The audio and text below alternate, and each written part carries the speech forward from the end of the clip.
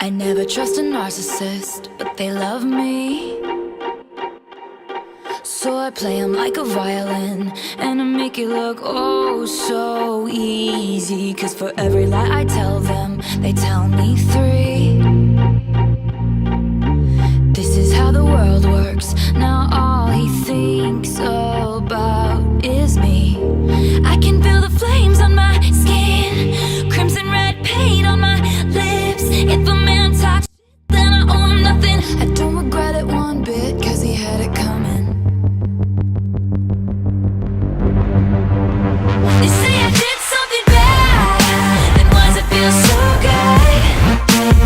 They say I did something bad, then why does it feel so good? Most fun I ever had, and I do it over and over and over again if I could. It just felt so good, good.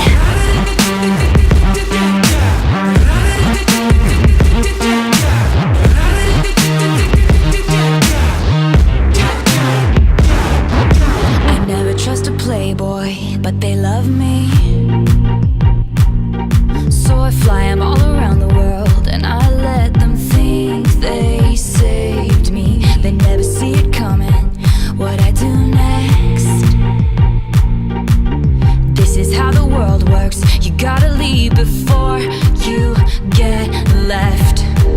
I can feel the flames on my skin. He says don't throw away a good thing, but if he drops my name, then I owe him nothing. And if he spends my change, then he had it coming. They say I did something bad, then why does it feel so good? They say I did something bad, then why does it feel so good?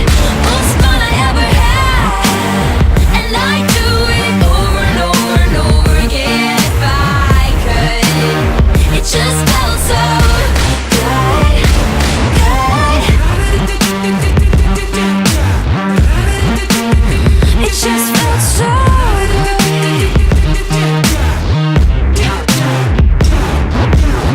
They're burning all the witches even if you aren't one. They got their pitchforks and proof, their receipts and reasons. They're burning all the witches even if you aren't one.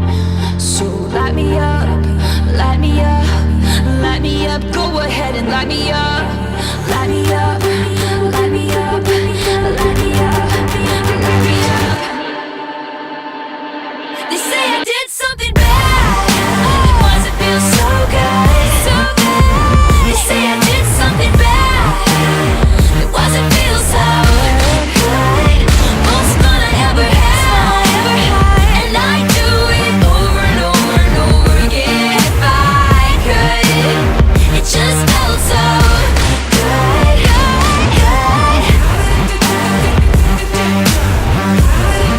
Oh, they say I did something bad, why does it feel so good, good? So good, why does it feel so good? Why does it feel so good? It just felt so good, good. What do you think we should do? I don't know.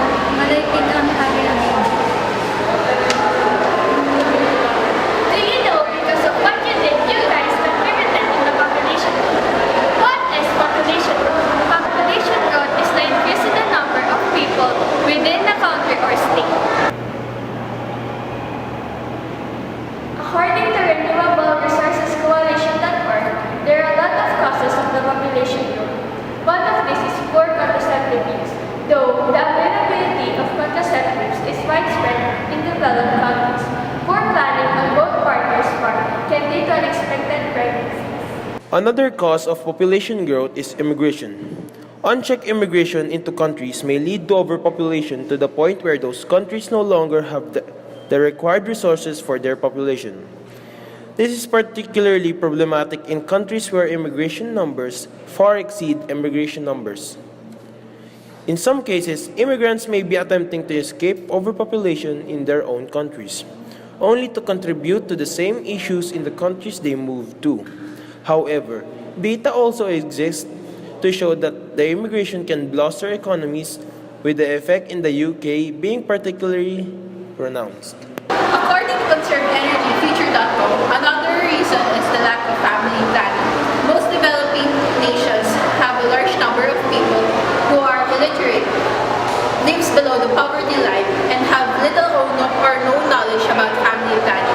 Getting your children married at an early age increases the chances of getting more kids.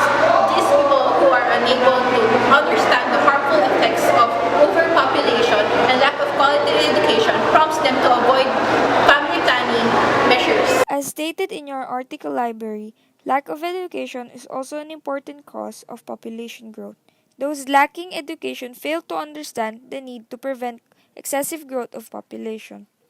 They are unaware of the ways to control population. Lack of family planning is commonly seen in the illiterate lot of the world.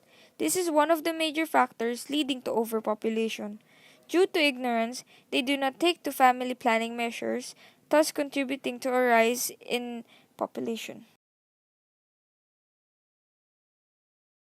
One effect of population growth is rise in unemployment. When a country becomes overpopulated, it gives rise to unemployment as there are fewer jobs to support large number of people.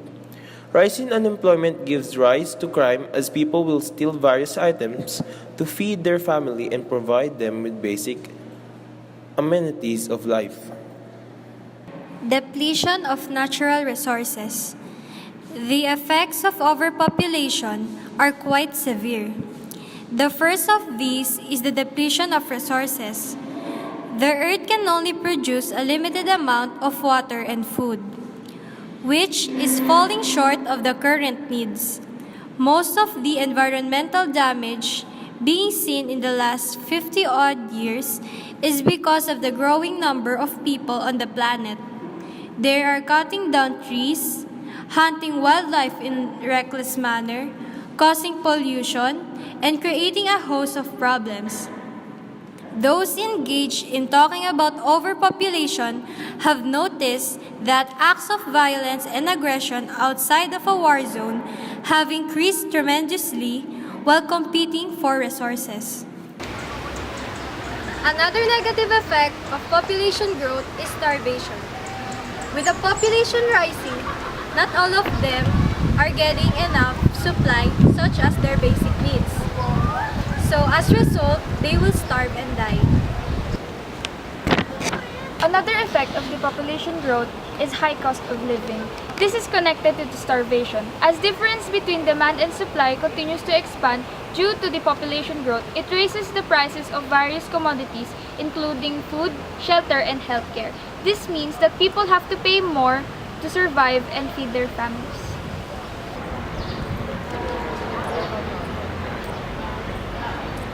These are the possible solutions.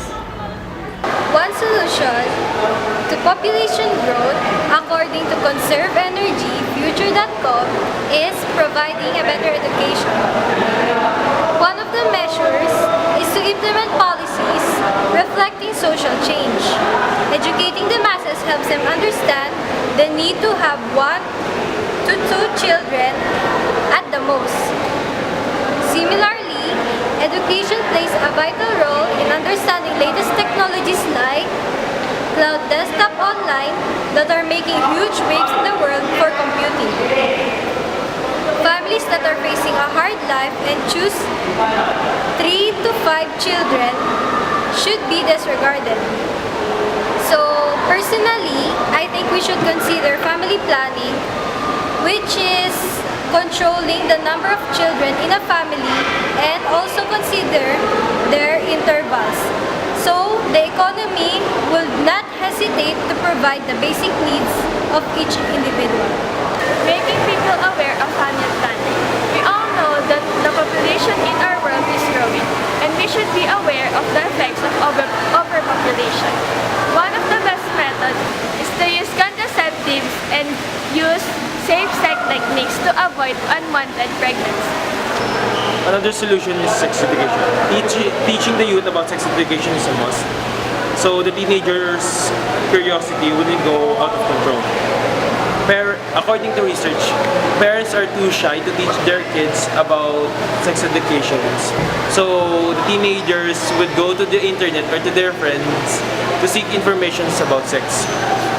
Parents should teach their kids about sex education so they would know about the contraceptives and about safe sex. Parents or teachers should teach the teenagers about sex educations so that the teenage pregnancy wouldn't go rampant. Benefits. Many countries might need to come up with multiple tax exemptions to make a dent to overpopulation. One of this is to lower the income tax of couples with only 1 or 2 children.